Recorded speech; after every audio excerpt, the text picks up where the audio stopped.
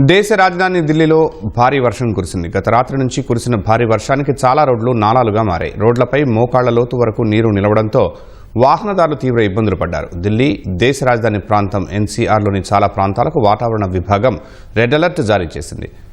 పంచకుయన్ మార్గ్, మధుర road, Sastry Bhavan, RK Puram, Moti Bagh, కిడ్వాయి Nagar తదితర ప్రాంతాల్లో వర్షం నీరు భారీగా రోడ్లపై నిలిచింది. రాత్రి 11 గంటల నుంచి మొదలైన వర్షం ఈ ఉదయం వరకు కురిసినట్లు అధికారులు తెలిపారు. ఉత్తర, పశ్చిమ, దక్షిణ, ఆగ్నేయ, మధ్య ఢిల్లీ జిల్లాల్లో ఉరుములతో కూడిన భారీ వర్షం కురిసే అవకాశం ఉందని ఐఎండీ రెడ్ అలర్ట్ జారీ చేసింది.